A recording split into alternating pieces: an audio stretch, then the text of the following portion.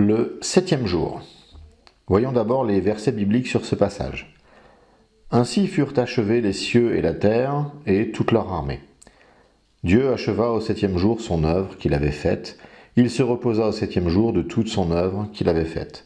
Dieu bénit le 7e jour et il le sanctifia, parce qu'en ce jour il se reposa de toute son œuvre qu'il avait créée en la faisant.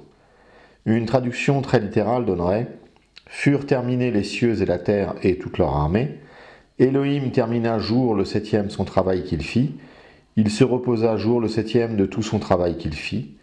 Elohim bénit jour le 7e, le sanctifia, car en lui il se reposa de tout son travail que créa Elohim pour faire. » Trois versets très différents des versets des 6 jours précédents. Dieu ne dit rien. Il n'y a pas de soir, pas de matin. On voit ici une rupture.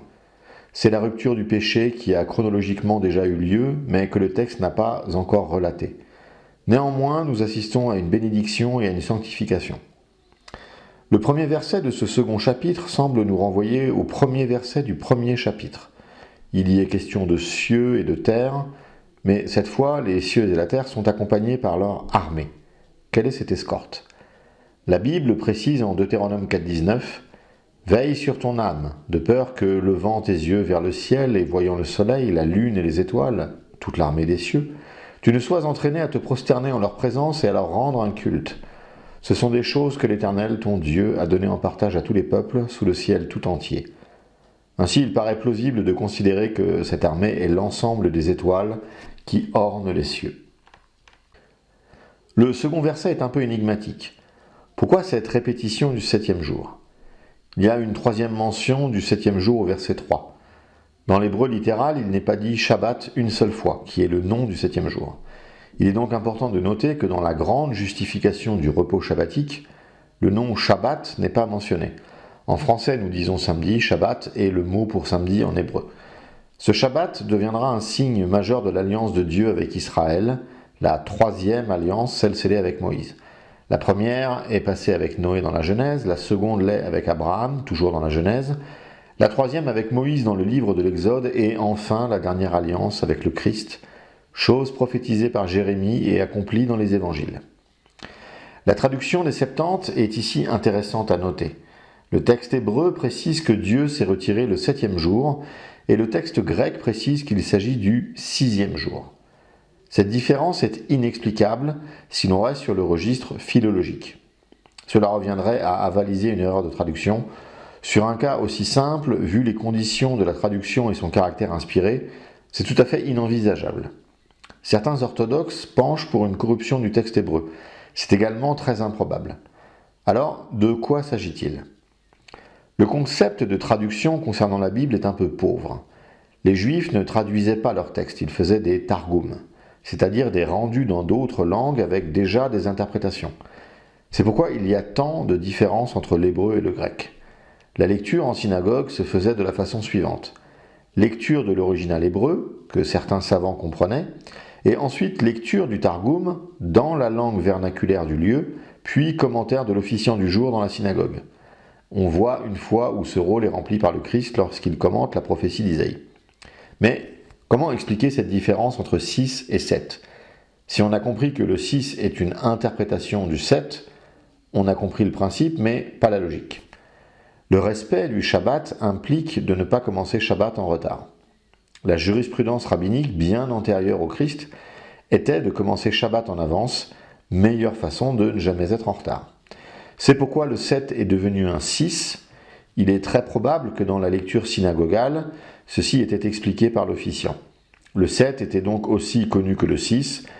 L'intérêt pratique pour les Juifs dans le monde hellénophone d'alors était qu'on ne leur reprocherait pas de mal faire lorsqu'ils cesseraient le travail vendredi après-midi. Passons à la sanctification. Nous avions vu au 5e jour ce qu'était la bénédiction. La sanctification, c'est tout autre chose. Il s'agit de rendre saint ce jour.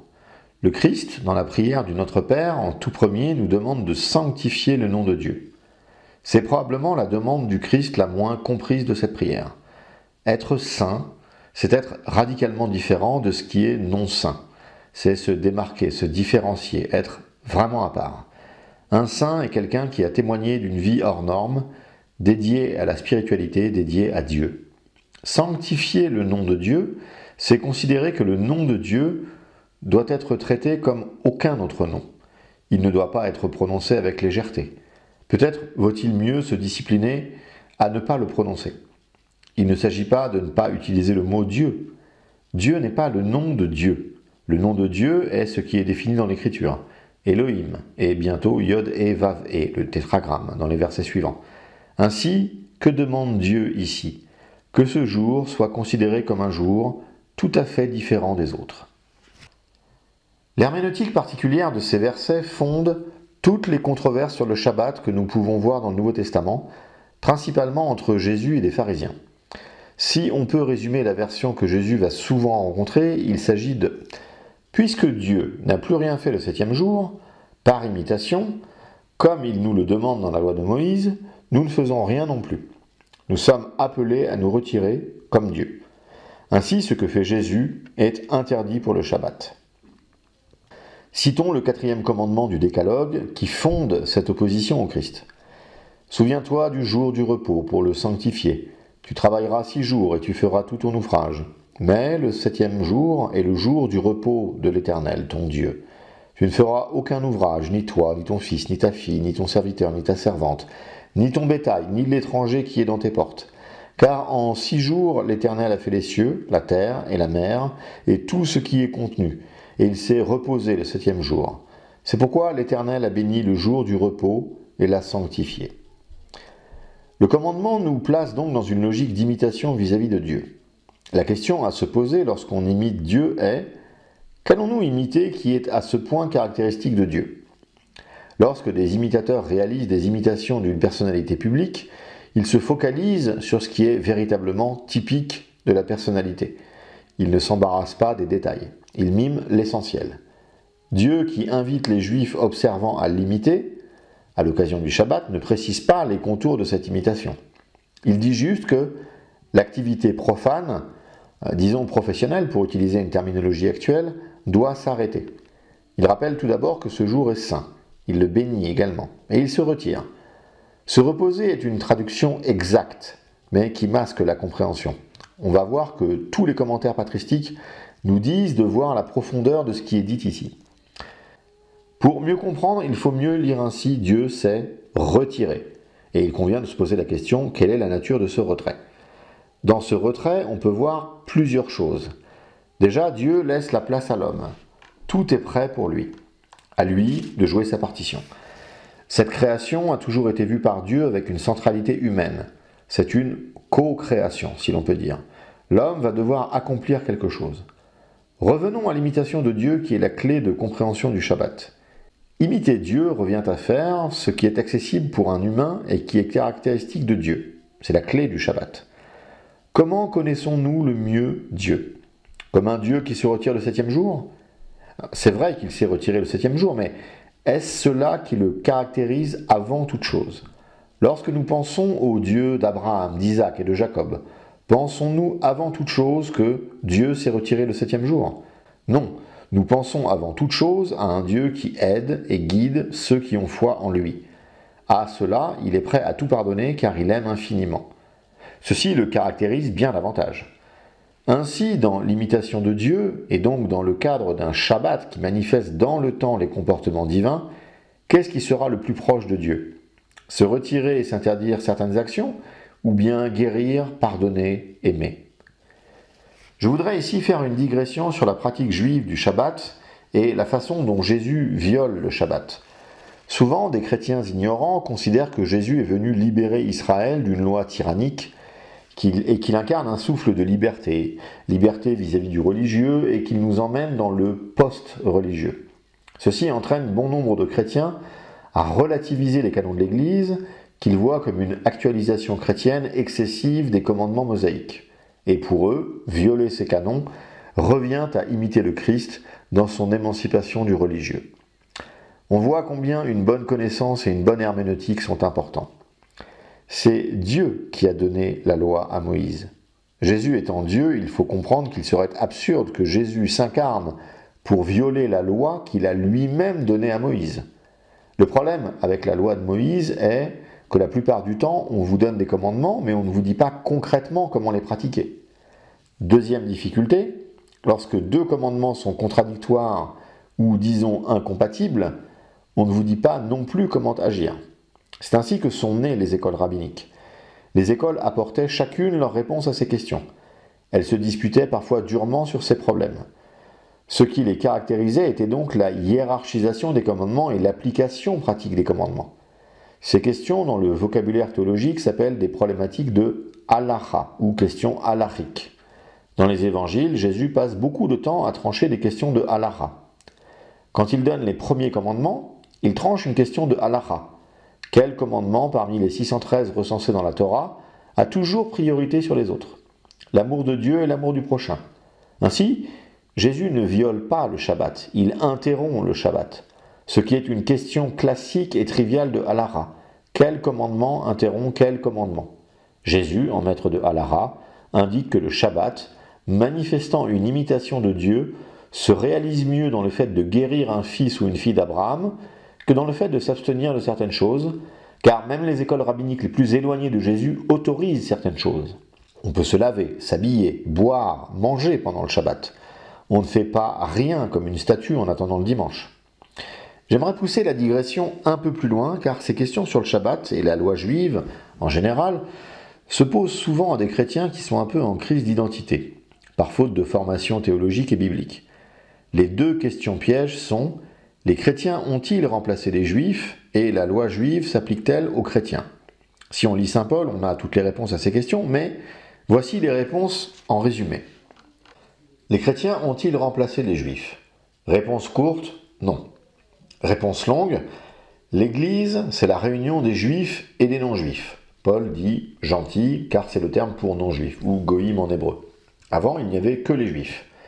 L'Église, par l'alliance en Christ, permet aux gentils de devenir également enfants de Dieu. C'est une expression de Saint Jean. Comme les Juifs l'étaient déjà depuis l'alliance conclue avec Moïse. Le problème avec les Juifs est qu'ils ont refusé cette nouvelle alliance.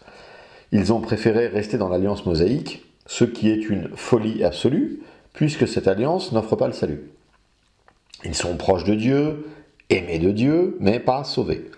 Leur refus s'explique par le fait qu'ils restent prisonniers d'une fausse conception liée au mérite personnel. C'est cette fausse conception que les pères de l'Église appellent charnelle. On retrouve beaucoup cette expression chez eux, juifs charnels. Cela signifie qu'ils croient pouvoir se sauver eux-mêmes en respectant correctement la loi mosaïque. Cela entraîne certes des bénédictions durant la vie, mais pas le salut. Donc, et c'est là que c'est subtil, les chrétiens n'ont pas pris la place des juifs. Imaginez comme une grande salle, où au début il n'y a que des juifs. Puis les non-juifs ont enfin le droit d'entrer dans cette salle. À ce moment, les juifs sortent de la salle, et les non-juifs se retrouvent seuls.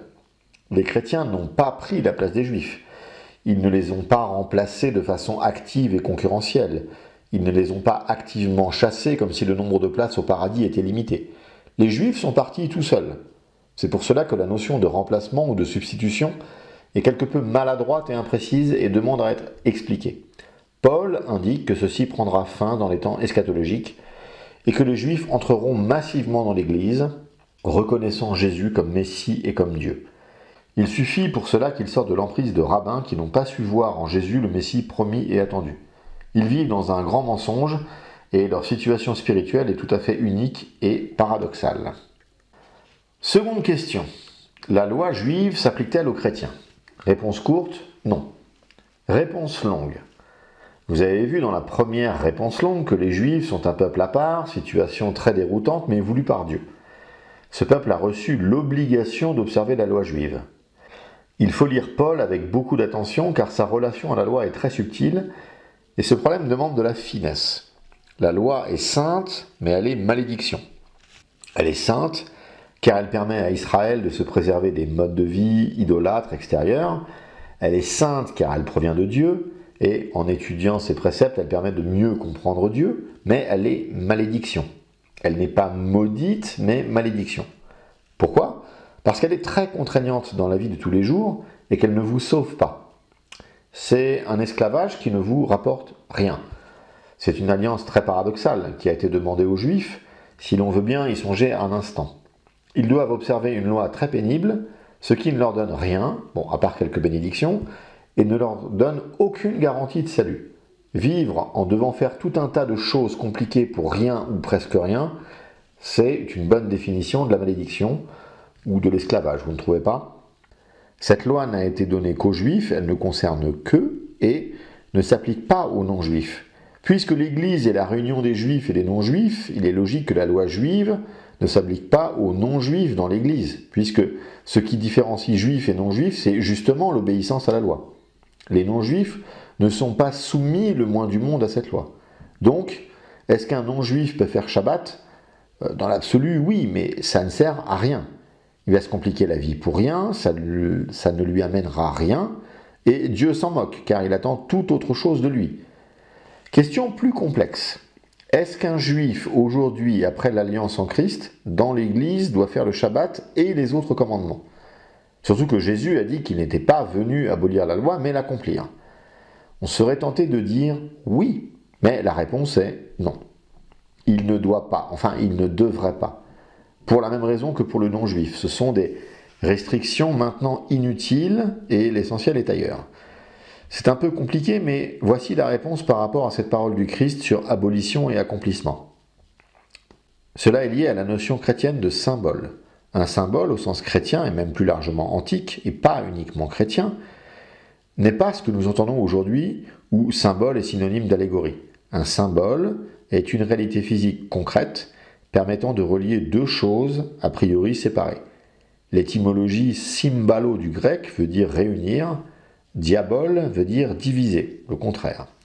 Et quand on dit réunir, c'est aussi parfois la notion de remplacer. Un symbole permet de passer d'une première chose à une seconde chose. C'est comme une porte entre deux choses, si vous voulez. Le pain sur la patène du prêtre est un symbole du corps du Christ. Cela ne veut pas dire qu'il s'agisse d'une allégorie. C'est bel et bien le corps du Christ, mais auquel nous accédons par le véhicule symbolique. L'univers, le monde créé par Dieu, contient cette notion de symbole. Ce n'est pas une fantaisie humaine, c'est une réalité cosmique. Vous vous demandez quel est le rapport avec la question. Le Christ, sur la croix, a payé pour vos péchés. Ceci est une transaction symbolique. Si vous ne croyez pas au symbole, alors il n'y a aucun moyen que le Christ puisse payer pour vous. Sans le symbole, sa souffrance et sa mort n'ont aucun impact sur votre vie et sur votre salut. Aucun.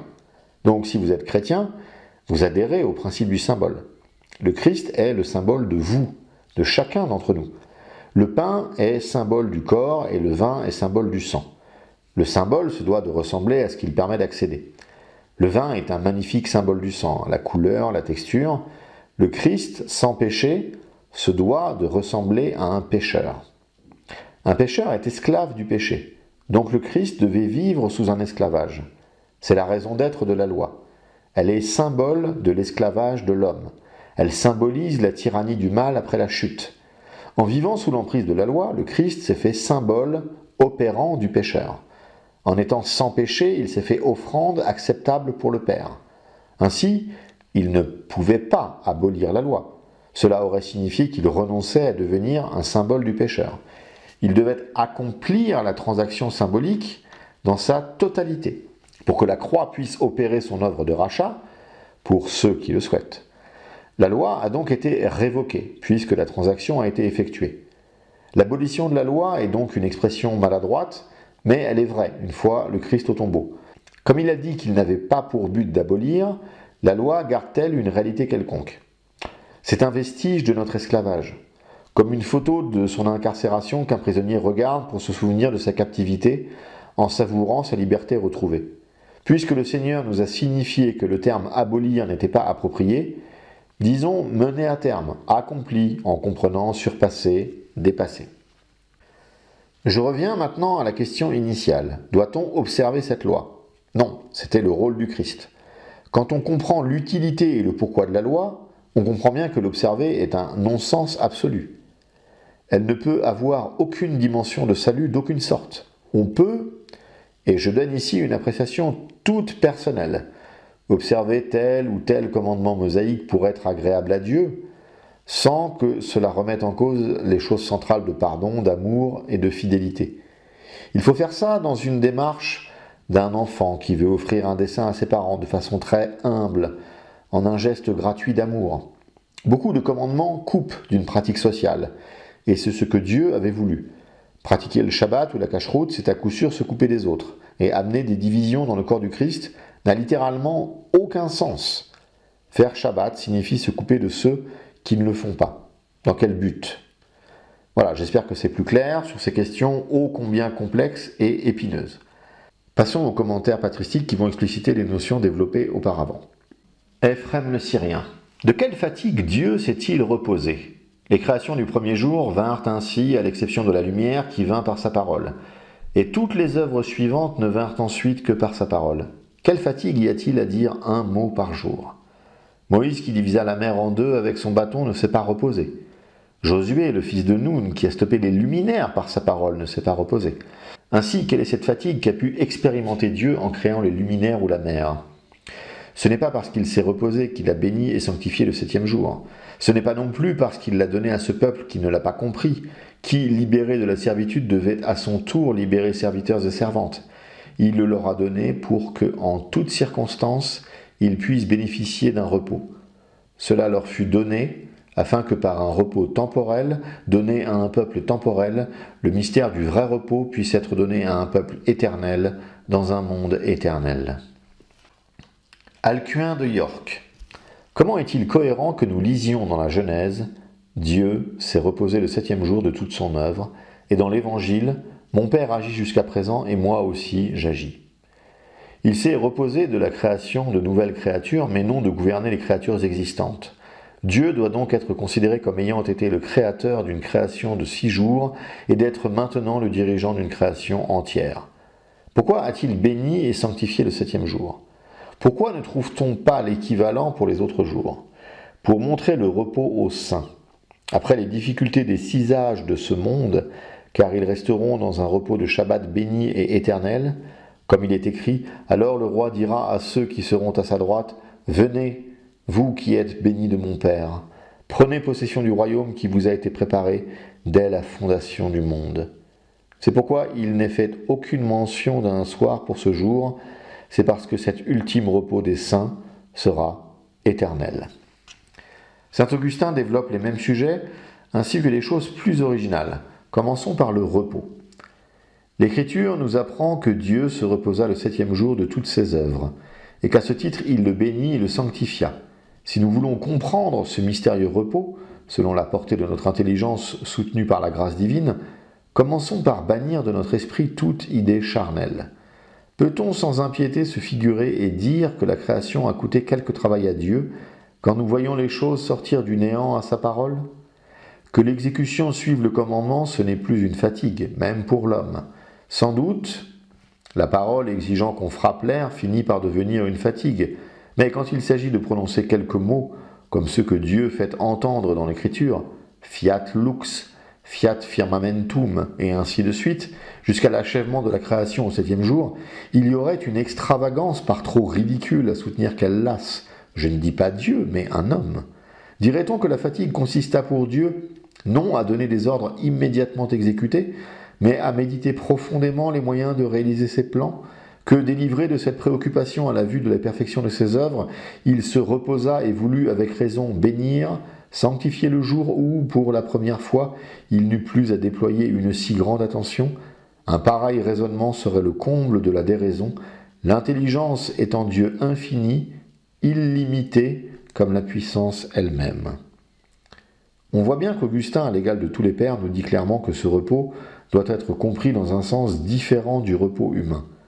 Augustin poursuit en montrant que ce repos divin, bien que différent du nôtre, en est le principe.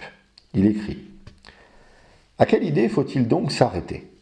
Ne faudrait-il pas voir ici le repos que prennent en Dieu les créatures intelligentes dont l'homme fait partie, après avoir atteint leur développement par le secours du Saint-Esprit qui répand la charité dans nos cœurs, et que nos désirs les plus ardents doivent nous porter au centre du repos heureux où nous n'aurons plus rien à désirer ? On dit avec raison que Dieu fait tout ce que nous faisons par son secours. De même, on se repose en lui, quand le repos est un de ses bienfaits. Cette idée est facile à concevoir. S'il est une vérité aisée à comprendre, c'est que Dieu se repose lorsqu'il nous accorde le repos, au même titre qu'il connaît lorsqu'il éclaire notre intelligence. En effet, Dieu ne prend pas connaissance avec le temps de ce qu'il ignorait auparavant. Et pourtant, il dit à Abraham, « Je sais maintenant que tu crains Dieu. » Or, que peuvent signifier ces paroles sinon « J'ai fait connaître à quel point tu crains Dieu » ? Ces sortes d'expressions où nous attribuons à Dieu des actes qui ne s'accomplissent pas en lui ont pour but de nous apprendre qu'il en est le principe. J'entends des actes conformes au bien sans dépasser la portée des termes de l'Écriture. Car nous ne devons hasarder sur Dieu aucune proposition de ce genre sans l'avoir lu dans l'Écriture. À ce genre d'expression se rattache, selon moi, le passage où l'apôtre nous dit « Gardez-vous de contrister l'Esprit de Dieu qui vous a marqué de son sceau au jour de votre délivrance. » Assurément, la tristesse ne peut atteindre la substance de l'Esprit Saint ou l'Esprit Saint lui-même qui jouit d'un bonheur éternel, ou plutôt qui est la béatitude immuable et souveraine.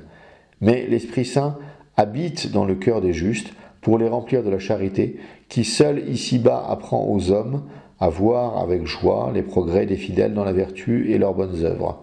Aussi sont-ils attristés par les fautes ou la chute même des chrétiens dont ils considéraient avec bonheur la foi et la piété, tristesse digne d'éloge, puisqu'elle a pour principe la charité que l'Esprit Saint leur inspire.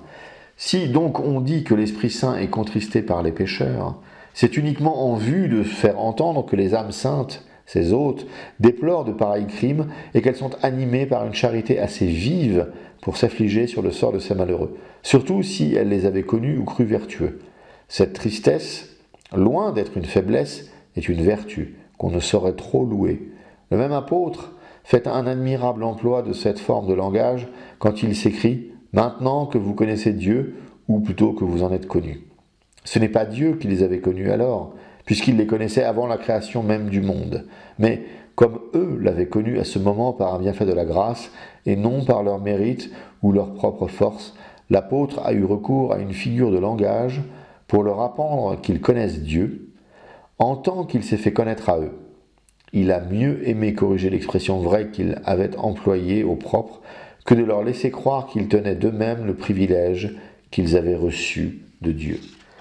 Puis Augustin, comme Alcuin d'York, va développer cette même idée de l'action continue de Dieu à juxtaposer avec son repos, afin de percevoir différemment ce repos divin.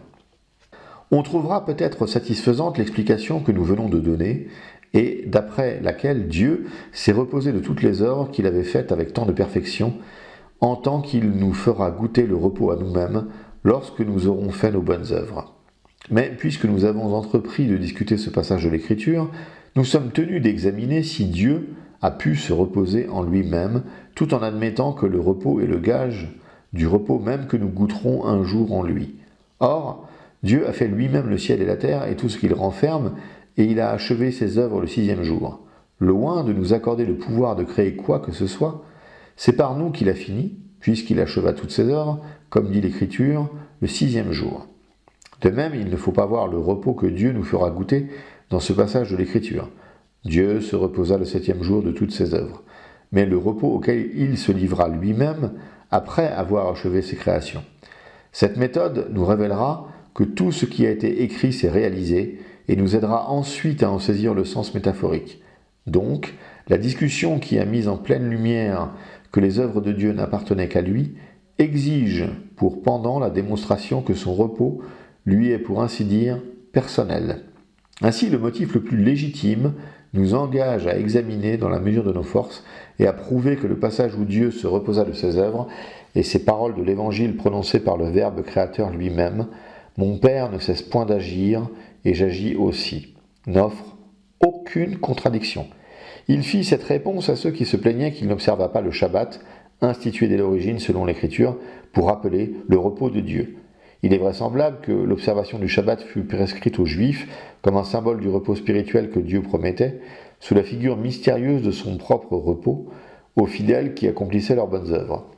Jésus-Christ lui-même, qui n'a souffert qu'au moment où il lui a plu, a confirmé par sa sépulture le sens caché de ce repos, car il se reposa dans son tombeau le jour du Shabbat et en fit une journée de sainte inactivité, après avoir accompli le 6e jour, c'est-à-dire le jour de la préparation et la veille du Shabbat, toutes ses œuvres sur le gibet même de la croix. « Tout est consommé » s'écria-t-il, et baissant la tête il rendit l'esprit. Est-il donc étrange que Dieu se soit reposé le jour même où le Christ devait se reposer, pour figurer cet événement d'avance? Est-il étrange qu'il se soit reposé un seul jour afin de développer cette suite de siècles qui prouve la vérité de cette parole « Mon Père ne cesse point d'agir » ? On peut encore expliquer que Dieu se reposa d'avoir créé les espèces d'êtres qui remplissent l'univers, en ce sens qu'il ne créa désormais aucune espèce nouvelle, tout en continuant de gouverner celles qui furent établies. Il ne faudrait pas croire en effet que, même le septième jour, sa puissance abandonna le gouvernement du monde et des êtres qu'il y avait créés. Cette inaction aurait entraîné un bouleversement universel. La puissance du Créateur, cette force infinie et qui embrasse tout, est la seule cause qui fait subsister les créatures. Si cette force se retirait du monde et ne régissait plus les êtres, même un instant, le développement des espèces s'arrêterait et la nature entière s'affaisserait. Car il n'en est pas de l'univers comme d'un édifice qui subsiste après que l'architecte l'a abandonné. Il ne durerait pas un clin d'œil si Dieu cessait de gouverner. La parole du Seigneur, « Mon Père ne cesse pas d'agir », nous révèle donc cette création continue par laquelle Dieu maintient et régit ses œuvres. Le Seigneur ne se contente pas de dire que son Père agit maintenant, ce qui n'impliquerait pas une activité permanente. Il dit qu'il agit encore aujourd'hui. Depuis quand ? Évidemment depuis la création.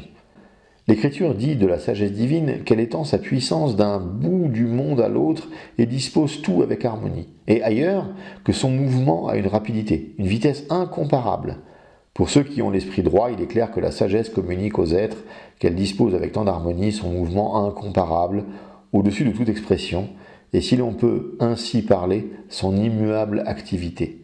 Et que, si ce mouvement cessait d'animer la nature, elle s'anéantirait aussitôt. La parole que l'apôtre adresse aux Athéniens en leur prêchant le vrai Dieu, c'est en lui que nous avons la vie, le mouvement et l'être. Cette parole d'une clarté que l'esprit humain ne saurait pousser plus loin, corrobore l'opinion qui nous fait croire et dire que Dieu ne cesse jamais d'agir dans ses créatures. En effet, nous ne faisons pas partie de la substance divine, et nous ne sommes pas en lui au même titre qu'il a la vie en lui-même. Or, du moment que nous sommes distincts de Dieu, nous ne pouvons avoir l'être en lui qu'autant qu'il agit en nous. Cette activité consiste à tout gouverner et à étendre sa puissance d'un bout à l'autre du monde, à tout disposer avec harmonie, et c'est grâce à cet ordre, sans cesse maintenu, que nous avons en lui l'être, le mouvement et la vie. Par conséquent, si Dieu cessait d'animer la créature, nous n'aurions plus l'être, le mouvement et la vie. Il est donc évident que Dieu n'a jamais cessé, même un jour, de gouverner les êtres créés, pour les empêcher de perdre ces mouvements qui les animent et les conservent avec les propriétés et selon les lois de leur espèce, et qu'ils seraient immédiatement anéantis sans cette activité de la sagesse divine qui répand partout l'ordre et l'harmonie. Convenons donc bien que Dieu s'est reposé de ses œuvres, en tant qu'il n'a créé aucun être d'une espèce nouvelle, et non en vue d'abandonner le gouvernement et le maintien de la création. Ainsi se concilie cette double vérité, que Dieu s'est reposé le septième jour et qu'il ne cesse pas d'agir. Puis Augustin termine cette longue et méticuleuse analyse par cette notion de Shabbat chrétien. Nombreux sont les chrétiens qui pensent que le dimanche est un Shabbat chrétien. Il n'en est rien. Le Shabbat samedi reste le Shabbat et le dimanche c'est autre chose. Les 2 jours sont des jours de repos pour la plupart d'entre nous, mais cela ne doit pas cacher la réalité de la différenciation des 2 jours. Il écrit « Nous pouvons apprécier l'excellence des œuvres de Dieu. Quant aux joies de son repos, nous en jugerons après avoir accompli nos bonnes œuvres. Le Shabbat qu'il prescrivit aux Juifs d'observer était le symbole de ce repos. Mais tel était leur esprit charnel qu'en voyant le Seigneur travailler ce jour-là à notre salut, il lui en faisait un crime et dénaturait la réponse où il leur parle de l'activité de son Père, avec lequel il gouvernait l'univers et opérait notre salut. Mais du moment que la grâce a été révélée, cette observation du Shabbat représentée par un jour de repos n'a plus été une loi pour les fidèles. Sous le règne de la grâce, le Shabbat est perpétuel pour celui qui opère toutes ses bonnes œuvres en vue du repos à venir et qui ne se glorifie pas de ses actions, comme s'il avait le don d'une vertu qu'il n'a peut-être pas reçue. Ne voyant dans le Shabbat, c'est-à-dire le repos du Seigneur dans son tombeau, que le sacrement du baptême, il se repose de sa vie passée. Marchant dans les voies d'une vie toute nouvelle, il reconnaît l'action qu'exerce en lui Dieu, qui tout ensemble agit et se repose, gouvernant la créature au sein d'une éternelle tranquillité. Dieu a donc créé sans fatigue et n'a point trouvé dans le repos de nouvelles forces. Ainsi a-t-il voulu nous inspirer le désir du repos en nous révélant par son écriture qu'il sanctifia le jour où il cessa de créer. On ne lit jamais, en effet, qu'il ait rien sanctifié, soit dans la période des 6 jours, soit au commencement, lorsqu'il fit le ciel et la terre. Mais il voulut sanctifier le jour où il se reposa de toutes ses œuvres, comme si le repos à ses yeux avait plus de prix que le travail, bien que son activité ne lui coûte aucune peine. C'est ce qui doit être pour l'homme aussi, et nous en trouvons la preuve dans l'Évangile où le Sauveur y déclare que Marie, se tenant assise à ses pieds pour écouter sa parole, a choisi une meilleure part que Marthe, malgré son empressement à le servir et le pieux embarras qu'elle se donnait. Mais il est bien difficile de concevoir ceci quand il s'agit de Dieu, lors même qu'on soupçonnerait, à force de réfléchir, pourquoi il a sanctifié le jour de son repos, lui qui n'a sanctifié aucun jour de la création, pas même celui où il fit l'homme et où il acheva toutes ses œuvres. Et d'abord, quelle idée l'esprit humain, avec toutes ses lumières, peut-il se former du repos de Dieu? Cependant, si la chose n'existait pas, l'Écriture n'en prononcerait pas le mot. Je vais dire ce que je pense en faisant une double réserve. D'abord, que Dieu n'a point goûté un repos pareil à celui qui succède agréablement à la fatigue, ou qu'un long travail fait souhaiter. Ensuite, que les saints livres, dont l'autorité s'impose à l'esprit, n'ont pu avancer sans raison ou à tort que Dieu se reposa le 7e jour de toutes les œuvres qu'il avait faites et le sanctifia. Comme l'âme humaine a le défaut et la faiblesse de s'attacher si vivement à ses œuvres qu'elle y cherche le repos plutôt qu'en elle-même, quoique la cause soit nécessairement supérieure aux effets, Dieu nous apprend par ce passage de l'Écriture qu'il n'a composé aucun de ses ouvrages avec un plaisir capable de faire supposer que la création était pour lui une nécessité, ou que sans elle il aurait eu moins de grandeur et de félicité. En effet, toute créature lui doit son être, mais il ne doit sa félicité à aucune. Il a tout dirigé par un pur effet de sa bonté. Aussi n'a-t-il sanctifié ni le jour où il commença ses ouvrages, ni celui où il les acheva, afin que sa félicité ne semblât pas s'accroître du plaisir de les former et de les voir dans leur perfection. Il n'a sanctifié que le jour où il s'est reposé de ses œuvres en lui-même. Il n'a jamais eu besoin du repos, mais il nous en a révélé le bienfait dans le mystère du 7e jour. Il nous a encore enseigné qu'il fallait être parfait pour le goûter, par le choix même qu'il a fait du jour qui suivit l'achèvement de la création universelle. L'être qui jouit du repos absolu n'a pu se reposer que pour nous donner un enseignement. Que puis-je ajouter à tant de talents herméneutiques? Rien.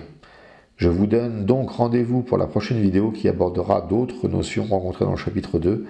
Merci de vous abonner et de cliquer où vous savez pour signifier que vous avez apprécié cette vidéo. À très bientôt.